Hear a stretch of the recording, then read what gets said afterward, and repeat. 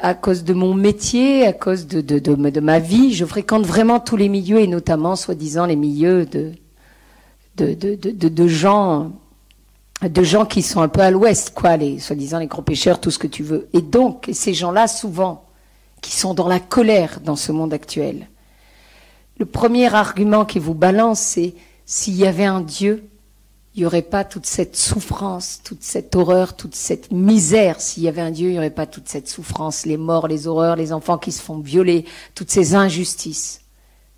Ah, ils ont complètement raison. Ils ont complètement raison.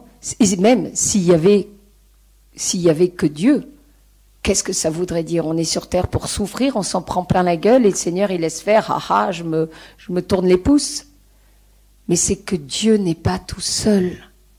Le mal existe. Ça fait peut-être moyenâgeux de dire ça, mais Satan, il existe.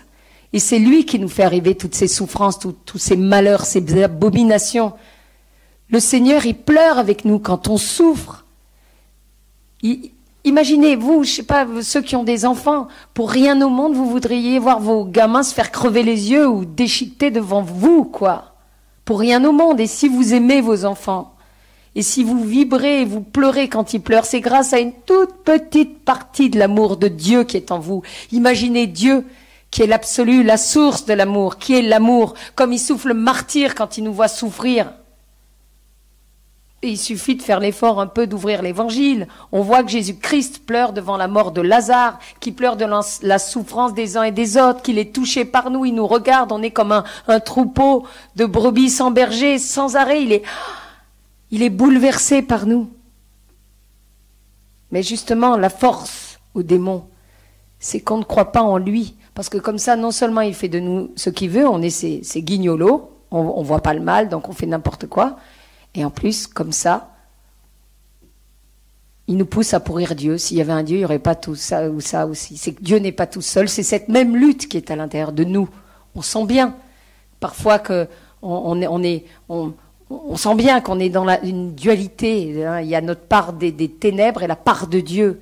Il y a cette lutte à l'intérieur de nous qui est la même à l'extérieur de nous. C'est un peu, vous savez, comme dans le film La guerre des étoiles avec les méchants, Dark Vador et puis les gentils. C'est ça. Il y a vraiment une lutte à l'intérieur de nous et à l'extérieur de nous. Il y a la lutte entre Dieu et diable. Alors le Christ a vaincu le mal et la mort en toute éternité. Mais cette lutte sur terre, il dit Jésus, quand on lit l'évangile, c'est marqué dans l'évangile, c'est pas moi qui l'invente. Il dit à un moment donné à ses disciples, le prince de ce monde, c'est Satan. Voilà pourquoi toutes ces horreurs, ces injustices.